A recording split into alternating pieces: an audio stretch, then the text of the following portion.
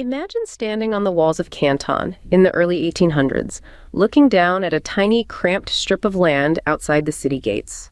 In that narrow space, a few dozen European traders are living in what can only be described as a gilded cage. They are forbidden from entering the city, forbidden from learning the language, and even forbidden from bringing their wives. To the Qing Empire, these men were nothing more than barbarian merchants, tolerated for their silver, but kept at a strict, humiliating distance. If they wanted a glimpse of the real China, the lush gardens and grand residences, they had to literally stand on their tiptoes and peek over the stone barricades. At the time, the Qing Dynasty was the heavyweight champion of Eurasia. They had ruled for nearly 200 years, presided over 400 million people, and forced every Han Chinese man to wear a braided queue hairstyle as a constant physical reminder of who was in charge. To the emperors in Beijing, the British were a minor nuisance, a group of maritime traders who should be grateful for the tea and silk they were allowed to buy. But then the tone of the conversation shifted. It wasn't over diplomacy or borders, but over a chest of opium. When a Chinese official named Lin Zexu finally grew tired of the barbarians flooding his country with drugs, he didn't just write a protest. He blockaded the foreigners and dumped 20,000 chests of their product into the sea. He expected the British to retreat, properly chastised by Confucian logic. Instead, a fleet of steam-powered warships appeared on the horizon. That instantaneous shift from the king's supreme confidence in their imperial superiority to the shocking sight of British cannons pointed at the heart of the empire changed everything. It wasn't just a lost trade deal, it was the start of what would be called the Century of Humiliation. We often think of the 20th century as the beginning of modern China, but to understand why the empire collapsed in 1911, we have to look at these first cracks in the wall, where a dry, rocky island called Hong Kong was traded for a dynasty's pride. That is such a powerful image to start with.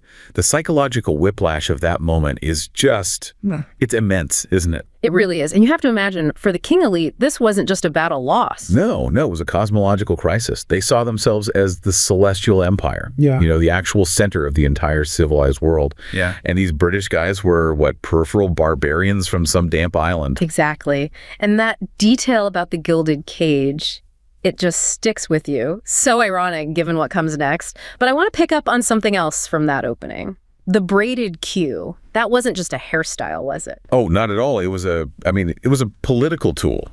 A tool of subjugation, really. When the Manchus, who were the king rulers, conquered China back in the 1600s, they forced the entire Han Chinese population to shave their foreheads and wear that braid. I read the slogan was something brutal. It was, keep your hair and lose your head. Or keep your head and lose your hair. It was a daily physical reminder of who was in charge. Submission to the state, worn on your body. So you have this incredibly controlled, deeply confident society, and then bam, steam shifts out of nowhere. Right. And that break, that specific moment is what we're really digging into today. This isn't just about the Opium Wars, a historical event. We're trying to trace the lineage of a trauma. Yeah, how that shock on the walls of Canton created this scar that you can still see today, a scar that dictates so much of modern China's obsession with state capacity and industrial power. And we've got a lot of material to work with. There's economic history from the LSE, some really fascinating research on something called structural demographic theory. And then some very dense modern analysis of Chinese industrial planning, specifically this thing called the Jing-Jinji project. Right. So the mission here is to connect those dots. We want to go from what they call the high-level equilibrium of the king, which is just a fancy way of saying they were rich, but, Stuck in a rut. Stuck in a rut, exactly. All the way to the modern physical economy that, as the sources argue, prioritizes atoms over bits, tangible things over digital ones. Before we jump to the modern day, though, we have to understand what was actually lost. Because I think a lot of us have this idea that China was sort of always behind the West until, the last few decades. Common misconception. But looking at the research on the High Qing era, basically the 1700s, that's just not true, is it? Not at all. I mean, if you were a betting person in, say, 1750, you might very well have put your money on China, not Europe. The scale of it is just hard to wrap your head around. So under emperors like Kangxi and Qianlong, they weren't just stable, they were. They were an economic juggernaut. We're talking about a trade surplus so massive, it was draining the rest of the world of its silver. The population tripled to 400 million people, mainly because their agricultural system was just so incredibly productive. The source material specifically mentions the Yangtze Delta Tso, the area around modern-day Shanghai, had a standard of living that was comparable to England or the Netherlands at the time. It was. The average person living there had access to markets and a calorie intake that rivaled some of the most advanced parts of Europe. It was a highly commercialized, sophisticated society. They had complex banking, long-distance trade. It wasn't some backward agrarian society. Okay, so that brings us to the big question, right? The Great Divergence. If they were doing so well, why did the British show up with steamships while the Chinese were still using wooden junks? Why didn't the Industrial Revolution happen in, say, Suzhou instead of Manchester? That is the multi-trillion-dollar question. And the sources point to a couple of key factors. First one is just, well, geological luck. Luck. Yeah. Britain had massive coal deposits that were easy to get to close to the surface near rivers for transport. China's coal was deep underground and way out in the interior. You can't really start a steam-powered revolution if just moving the fuel costs a fortune. Right. And the second factor was this concept of ghost acreage. I have to admit, this one kind of blew my mind. It's absolutely crucial to understanding this. Britain had colonies, right? Specifically in the Americas. This basically allowed them to outsource all the land-intensive stuff, like growing cotton or sugar. So they were using land they didn't have, ghost land. Precisely. They could use their own land at home for food and fuel, while the colonies provided the raw materials for their textile mills. China had to grow everything, food, fiber, fuel, all within its own borders. But there's a darker side to this, an economic trap the sources mention called involution. This one seems really counterintuitive, the idea that having too many people is actually bad for technology. It is, and it's called the high-level equilibrium trap. Think of it like this. Let's say you're a textile workshop owner in the Yangtze Delta in 1800. You've got a choice. You can invest, say, 5,000 silver taels in a big, complicated, water-powered spinning machine. It's risky, it might break down, it needs maintenance. Okay. Or, because the population has exploded to 400 million, you could just hire 50 women to spin thread by hand for pennies a day. What's the rational economic choice? You hire the women. It's cheaper and less risky. Exactly. Labor is so abundant and so cheap that it actively disincentivizes innovation. Why invent a steam shovel when you can hire 100 guys with spoons for less money? So China just keeps working harder and harder. They involute. They squeeze more and more out of the existing system for smaller and smaller gains. Meanwhile, Britain, which actually had a labor shortage, was forced to invent machines to compensate. And that's the divergence that eventually put those steamships on the horizon. So while Britain is automating, China is just throwing more bodies at the problem. But the collapse wasn't just about technology, right? The sources bring up this framework, structural demographic theory, or SDT. It suggests the Qing were kind of rotting from the inside, regardless of the British. FDT is a fascinating model. It basically predicts when a state is at high risk of collapse based on a few key metrics. And let's just say late Qing China was flashing red across the board. What's the first one? The first is the most basic. Population pressure. As we said, the population quadrupled. But the amount of farmable land, it stayed the same. Which leads to what the sources call popular immiseration, a grim term. It is grim. It means people are getting poorer, hungrier. There's a shocking data point in the research that says the average height of Chinese men actually decreased during the 19th century. That's a direct result of nutritional stress. Wow. Okay, so people are getting poorer. What's the second pillar? Elite overproduction. And this, arguably, is the most dangerous factor for any society. The Qing had the famous Qiju civil service examination system. It was the only real path to power, wealth, and prestige. And this was a notoriously brutal system. You study for decades to take this one set of tests. Brutal is the word. But here's the math problem.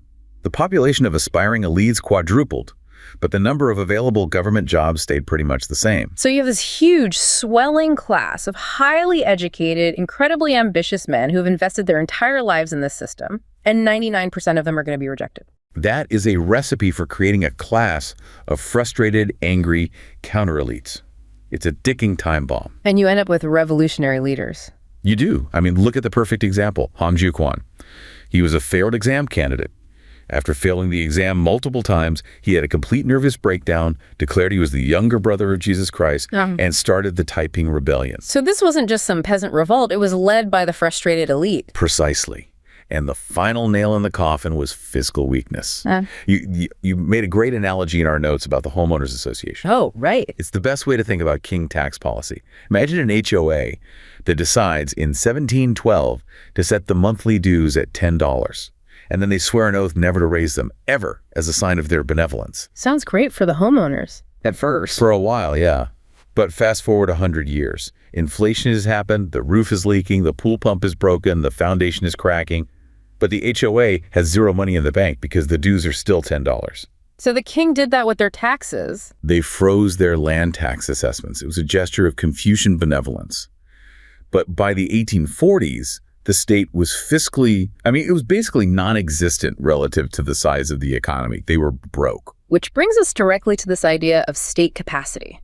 Because this is where we see the pendulum swing from that incredible small state weakness to what we see in China today. A massive swing. I want to bring in a story here that I think just illustrates this perfectly. I was reading a thread about a family lineage in Henan province, and it tracks this exact evolution. The records talk about a local magistrate during the peak of the Qianlong era back in the 1700s. And this guy's entire life, his whole focus was maintaining the local granary system. The granaries were the absolute heartbeat of the Qing administration. If the granaries were full, the dynasty was safe. If they were empty, you had chaos. Exactly. So for him, administrative efficiency wasn't some buzzword. It was the difference between his village thriving or starving. And his journals apparently were just filled with pride about how this centralized system actually worked until it didn't. You fast forward to his great-grandson, late 19th century, the tone of the journals just completely changes. He's facing this crumbling reality where corruption and foreign incursions have just bled the local administration dry. The dikes are bursting because the maintenance funds were stolen. Bandits are roaming free because the local militia hasn't been paid in months. That's the breakdown. It's just this haunting narrative of how a civilization's security is completely tied to the competence of its government. It really is. That story is ancestral anxiety in its purest form. It is. And when I see these massive infrastructure projects in modern China, the high-speed rail, the colossal dams, I can't help but see it as a direct answer to that magistrate's ghost. It feels less like a modern flex and more like this generational obsession to make sure that the backbone of society never, ever snaps again. That's a really profound connection to make, because you have to remember the consequences when that backbone did snap were catastrophic. The LSE research brings up the Taiping Rebellion, which was the direct result of that structural collapse we talked about. And the numbers are just staggering. They're almost impossible to process. We're talking about 20 to 30 million people dead. 20 to 30 million, that's like the entire population of Australia at the time, just wiped out. And the most terrifying part for the Qing court in Beijing was that they couldn't stop it. The central government army was so underfunded, so corrupt, that they had to rely on regional warlords to raise their own private armies, like the Shang army, just to save the dynasty. That's the ultimate failure of state capacity, isn't it? When the state no longer has a monopoly on violence. It's the end of the line. Yeah. So, keeping that trauma, that fear of breakdown in mind, let's look at the physical economy sources in this Jingjinji project. Right. This is the integration of Beijing, Tianjin, and Hebei province. This project is the absolute antithesis of the late Qing. It is a massive, overwhelming exertion of state will. We're not just talking about building a new city. We're talking about integrating a region the size of Great Britain with over 100 million people into a single economic powerhouse. I mean, just the logistics of it. You're merging Beijing, the political capital, with Tianjin, a huge port city, and then Hebei, which is this industrial heartland. It's like trying to merge Washington, D.C., the port of Los Angeles, and the entire industrial Midwest into one seamless unit. And then connecting them with high-speed rail that makes the commute between any of them less than an hour. But the real crown jewel of this demonstration of state capacity is the Xianganyunu area. The sources call it the Millennium Plan. Atoms, not bits. That's the phrase that just kept jumping out at me. They're literally moving the physical atoms of the huge state-owned enterprises, entire universities, out of Beijing and into this brand new planned city. It's a form of social engineering on a scale that's hard to comprehend. They're relocating 200 subsidiaries of major state-owned companies, 4 top-tier universities. But what really struck me was the bureaucratic machinery behind it all. This thing they call the 1 + 4 + 26 system. Okay, that sounded like a password to me. What on earth does 1 + 4 + 26 actually mean in practice? It represents a sort of hyper-structured technocratic approach to city building. You have one master plan that sets the grand vision, then 4 comprehensive regulations. Think of these as the city's constitution, covering big things like environmental standards and public safety. And the 26. And the 26 special planning guidelines. And these get incredibly granular. There is a specific, detailed guideline for flood control, one for the digital infrastructure, one for the energy grid, one for historical preservation. So it's the complete opposite of how a Western city might develop, where you have a zoning board arguing with a developer who's suing the city over a historical preservation bylaw. This is a top-down integrated operating system for a city. Precisely. And the result of that is speed. Unbelievable speed. The source highlights the Xi'an Kinnison Service Center. It's a 100,000 square meter complex. For context, that's bigger than a huge shopping mall. And they built it in? 112 days. Well, 112 days. Seriously. I mean, in most Western cities, you spend 112 days just waiting for the first permit application meeting. But I do have to play devil's advocate for a second. Is that kind of speed always a good thing? Critics would argue it bypasses community input, environmental reviews. Sure, the checks and balances. Right. But from the perspective of the Chinese state, that speed is the point. It's a signal. It's a message to the world and to its own people that says, we are no longer the sick man of Asia. We have corrected the error of 1840. We can master the physical world. It's the reestablishment of the backbone, but, mastering the physical world requires more than just concrete and steel. It requires technology. And that brings us to our second big theme, industrial sovereignty. Because the king didn't just lack the money, they lacked the ability to build the very guns they needed to defend themselves. A fatal weakness. I found another story in the archives that just drives this home so viscerally. It's an account from a Chinese coastal defense commander during the First Opium War. And you have to try and picture this.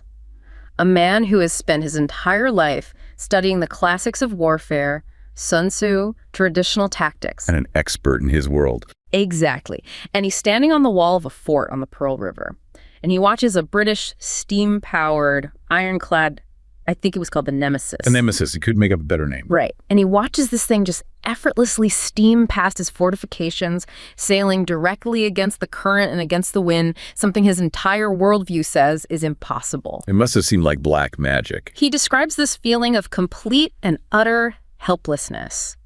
It wasn't that his soldiers weren't brave, it was that he was trying to fight a ghost with a sword. He lacked, in his words, industrial sovereignty. And you see the echo of that trauma decades later in stories about young apprentices at places like the Hanyang Iron Works, just working themselves to the bone, trying to reverse engineer these foreign engines. Okay. It's a survival strategy born from desperation. That transition you just described, from the commander on the wall to the apprentice in the ironworks, that's the critical bridge. Yeah. Because the king did try to fix this. We have to talk about the self-strengthening movement in the late 19th century. They knew they were behind. They weren't stupid. But it failed. Why? What went wrong? In a word, institutional rot. They could buy the machines from Europe, but they couldn't import the culture of management and meritocracy needed to run them. The Hanyang Ironworks was a mess of corruption and mismanagement. And then there's the Empress Dowager Cixi. Ah, yes. She is the poster child for this failure. The most famous story is that she took funds that were specifically allocated for modernizing the Imperial Navy. And used them to rebuild the Summer Palace. I've seen pictures of the marble boat, a literal boat carved out of stone sitting in a man-made lake. A stone boat that cannot float. It is the most painfully perfect metaphor for the late Qing Dynasty. They spent the defense budget on a symbol of naval power rather than the actual, tangible reality of naval power. And the price for that was catastrophic. The price was the First Sino-Japanese War in 1895. And losing to the British was humiliating. But in a way, they were aliens from another world. Losing to Japan. Japan had always been the little brother, the student of Chinese civilization. But Japan had successfully industrialized during their Meiji Restoration. They had real steel ironclads. China had a marble boat. The psychological blow was devastating. That distinction really frames this modern obsession with the physical economy that the sources talk about, this idea of atoms, not bits. There's this one anecdote about a Chinese finance worker who moves back to China specifically to work in high-tech manufacturing because he found his job in finance to be, quote, spiritually hollow. It's a direct rejection of what they see as Western financialization.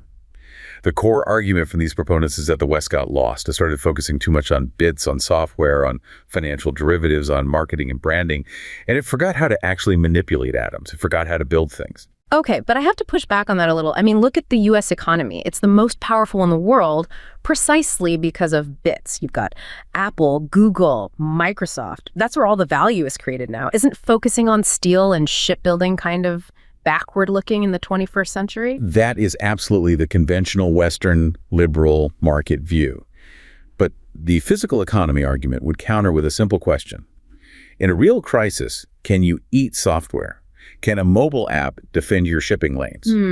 When a pandemic hits or a war breaks out, the country that can physically manufacture masks, ventilators, artillery shells, and ships is the one that survives. The country that can only code apps for food delivery, well, risks starving or being blockaded. So it's not just economics. It's seen as a matter of civilizational defense.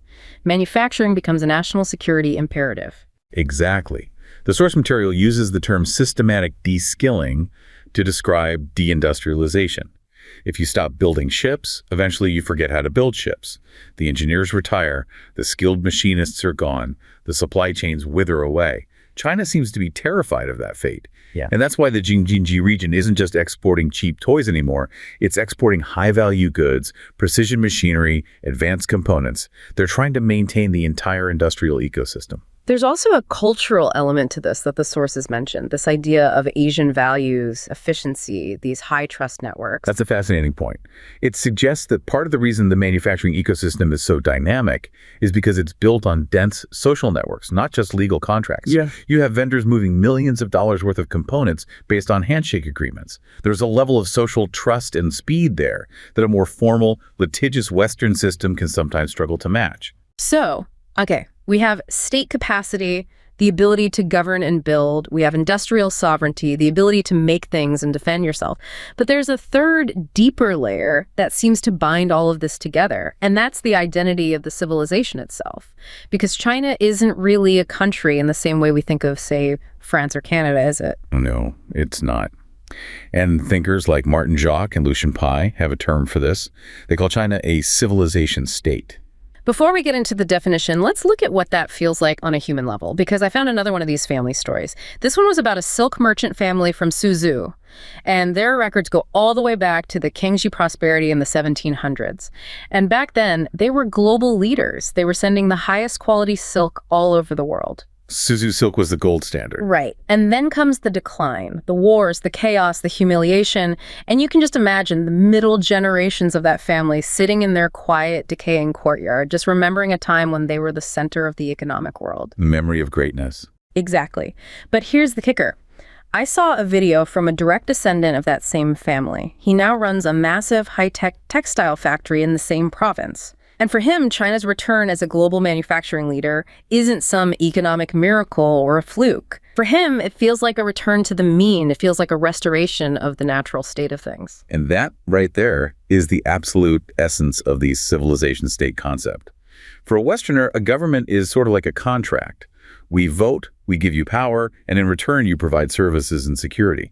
If we don't like the job you're doing, we vote you out in 4 years. The state is transient. But for a civilization state, the state is the guardian.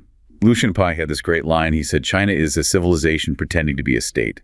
This legitimacy doesn't really come from a ballot box. It comes from maintaining what they call Dai Yi Tong, the great unity. The single greatest fear in all of Chinese political culture is Luan chaos. And the Century of Humiliation was the ultimate Luan, the ultimate chaos. It was the ultimate chaos.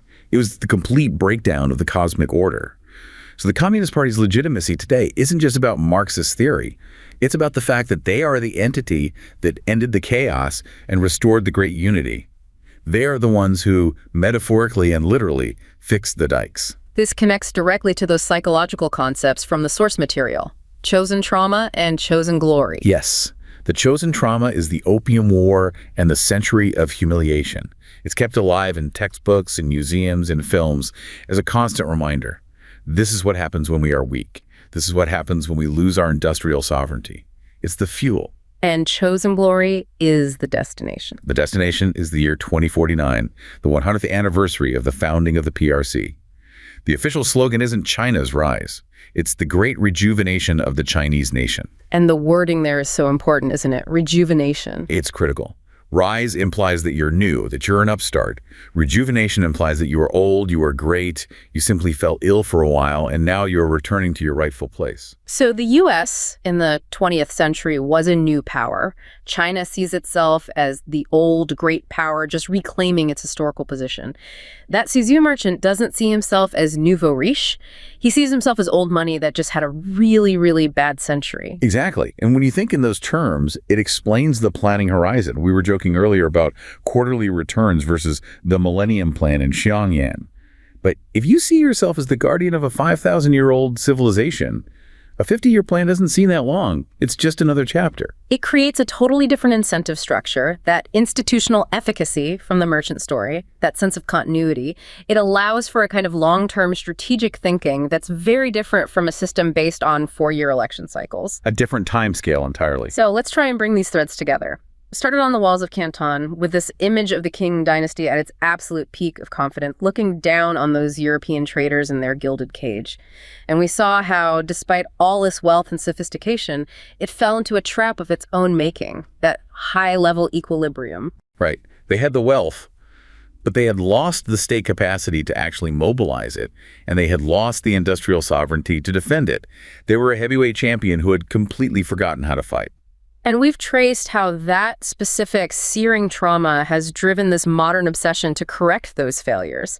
From the crumbling dikes in 19th century Henan to the 112-day skyscrapers of Xiang'an. And from the helplessness of that commander on the Pearl River, watching the nemesis steam past his forts, to the massive integrated industrial clusters of Jing-Jinji today.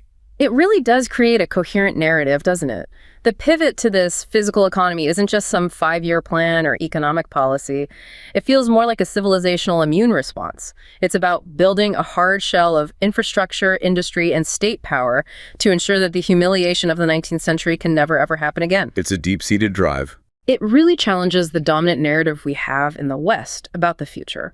We're so often told that the future is post-industrial, that it's all about the service economy, the knowledge economy, the cloud. But if the logic of the physical economy holds any water, then maybe that post-industrial phase isn't the next stage of evolution. Maybe it's a form of decay. A dangerous thought. It is.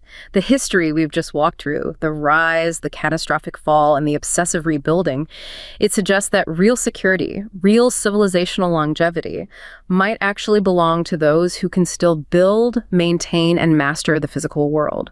The Century of Humiliation taught a very harsh lesson that seems to have been encoded into the very DNA of that civilization.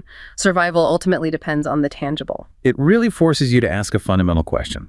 When the chips are down, do you want the code or do you want the concrete? A question to think about. That's all the time we have for this deep dive. Thanks for listening.